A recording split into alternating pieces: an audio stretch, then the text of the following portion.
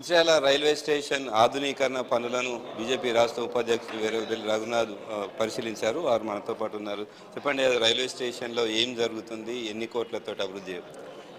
Mancherial railway station Amrit Bharat పథకంలో 30 కోట్లతోటి కొత్త platforms, కొత్త ట్రాఫిక్కి ఇబ్బంది లేకుండా పికప్ డ్రాప్ ఆఫ్, అదే పార్కింగ్కి కూడా ఇబ్బంది లేకుండా కార్లకు, టూ వీలర్స్కి, ఆటోలకు, అదేవిధంగా లోపల waiting rooms, AC waiting halls, కొత్త రెస్ట్ రూమ్స్, టాయిలెట్స్, అదేవిధంగా అటు 4th ప్లాట్ఫామ్ దిక్కు గూడ్స్ వాటి కొరకు కూడా లోడింగ్ అన్లోడింగ్ కొరకు ఒక కొత్త ఫుట్ ఓవర్ బ్రిడ్జ్, 12 మీటర్ల వెడల్పుతోటి ఫుట్ ఓవర్ బ్రిడ్జ్, దానికి ఎస్కలేటర్స్, ఎలివేటర్స్. అంటే ఒక ఎయిర్పోర్ట్లను ఒక పెద్ద మాల్కి వెళ్తే ఎట్లా ఫీలింగ్ ఉంటుందో ఆ ఫీలింగ్, ఆ కన్వీనియన్స్, సౌకర్యాలు ప్రజలకు కల్పించాలని ఈ పనులు చేపడుతున్నారు.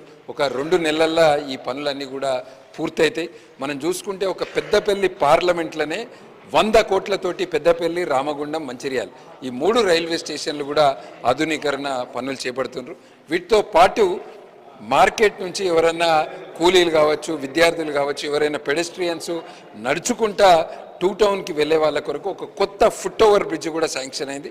దాన్ని కూడా త్వరలోనే భూమి పూజ పనులుంటాయి. మంచిర్యాల కార్పొరేషన్ ప్రజల తరఫున ప్రధానమంత్రి నరేంద్ర మోదీ గారికి, రైల్వే శాఖ మంత్రి అశ్విన్ వైష్ణవ్ గారికి ధన్యవాదాలు. ఇప్పుడు ఈ రైల్వే స్టేషన్ ఆధునిక పనులను కేంద్ర మంత్రి కిషన్ రెడ్డి గారు పరిశీలిస్తారన్న నిజానికి ఎప్పుడు రాబోతుంది?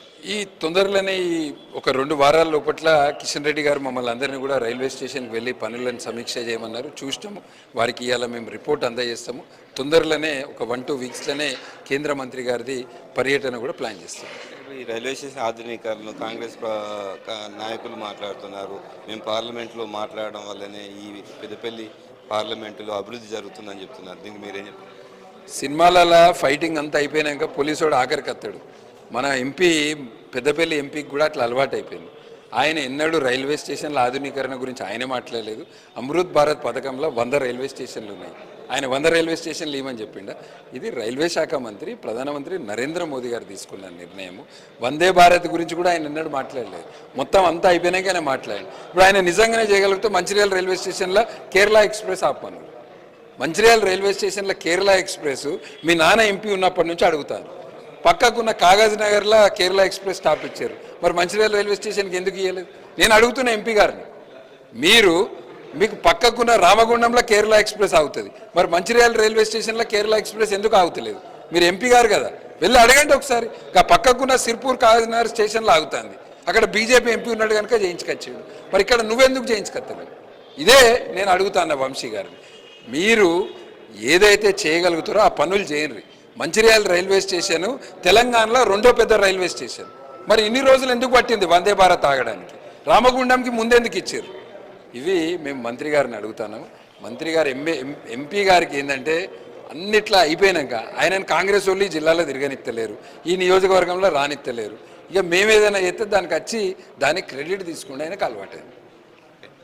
Thank you. మొత్తానికి మంచిర్యాల రైల్వే స్టేషన్ ఆధునీకరణ పనులు మాత్రం బీజేపీ కేంద్ర ప్రభుత్వం నిధులతోటి మాత్రం ఈ రైల్వే స్టేషన్ను ఆధునీకరణ చేస్తున్నాం. ప్రజల సౌకర్యార్థం మాత్రమే ఈ 30 కోట్ల రూపాయలతో ఈ రైల్వే స్టేషన్ను ఆధునీకరిస్తున్నామని తో పాటు బీజేపీ రాష్ట్ర ఉపాధ్యక్షులు వీరవెల్లి రఘునాథ్ తెలిపారు. కెమెరామెన్ మహేష్తో శ్రీనివాస్, ఏ న్యూస్, మంచిర్యాల.